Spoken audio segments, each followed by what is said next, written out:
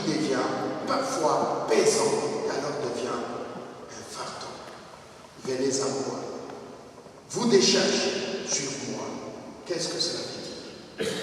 Sinon, cette parole ne peut être comprise que par nous. Les sages et les savants se trompent souvent dans l'interprétation de cette parole. Serait-ce un fardeau de plus que Jésus nous demande d'emporter et aller vers lui?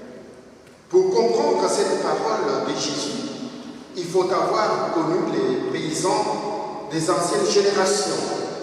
Ceux-ci ne possédaient pas de tracteurs comme aujourd'hui.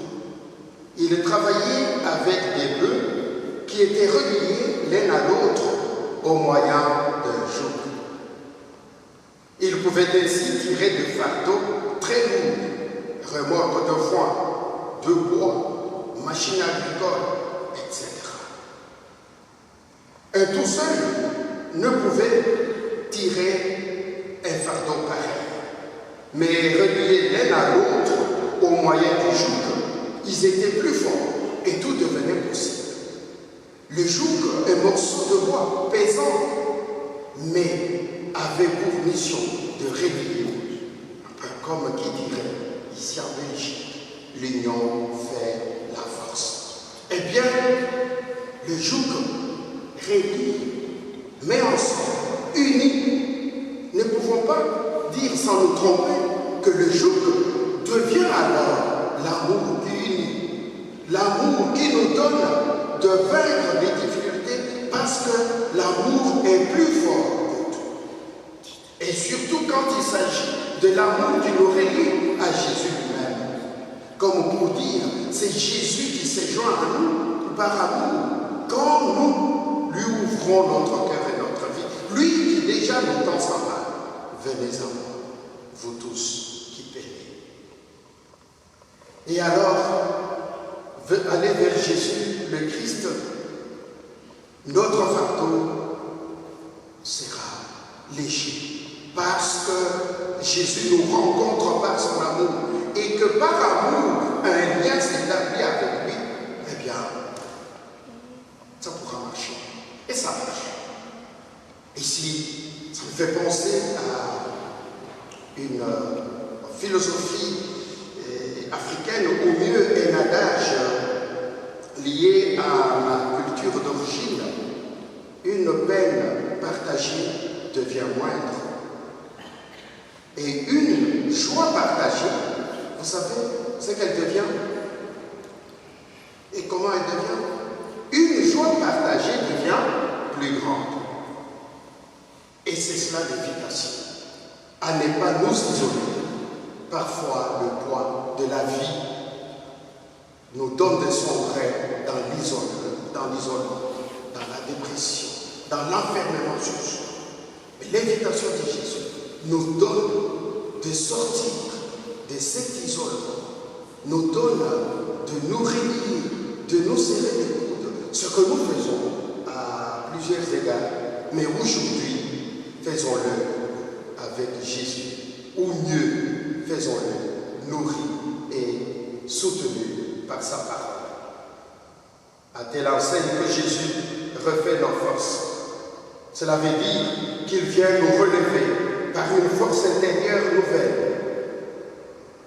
Il veut nous faire revivre, nous faire renaître en nous donnant son Esprit Saint.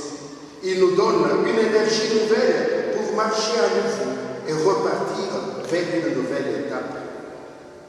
Nous ne serons pas dispensés, frères et sœurs, de nos responsabilités. Nos fardeaux n'auront pas disparu, mais ils cesseront de nous anéantir, de nous anéantir. Nous ne serons plus seuls à les porter, car avec la parole de Jésus, nous serons bien avec lui. Alors la bonne nouvelle de ce jour, ou mieux de ce soir, c'est que l'Évangile est libérateur, parce qu'il dénoue les liens du légalisme et de la culpabilité. Il n'est pas condamnation, mais encouragement. Il apporte cette force extraordinaire que constitue cette certitude d'être aimé par le Seigneur. L'Évangile est exigeant aussi. Mais cette exigence est la clé d'un dépassement de soi, d'un bonheur de vivre une vie donnée. Il est source d'épanouissement joyeux. Porter le fardeau les uns des autres, nous dit Saint Paul, c'est donner à Jésus de vivre en nous. Porter le fardeau avec Jésus, c'est devenir son disciple, par l'exemple de Saint François, dont nous célébrons la fête aujourd'hui. Porter le fardeau en évoquant le nom de Jésus, en se laissant toucher par sa parole, c'est se remettre entre sa main. Nous l'avons vécu de manière extraordinaire hier avec l'office de Transitus, où on célébrait l'espérance qui nous habite quand nous savons que le Christ vit en nous et que notre vie devienne sa vie. Prions, frères et sœurs, au cours de cette célébration de l'Eucharistie, par l'intercession de Saint François. Prions pour ces fils spirituels qui nous apportent la bonne nouvelle et qui s'évertuent à annoncer l'Évangile. Que le Seigneur leur donne le courage de pouvoir témoigner de la fraternité, témoigner de la paix et témoigner de l'amour de la création. Prions pour nous-mêmes, que soutenus par leur enseignement, par leur témoignage, que nous devenions vrais disciples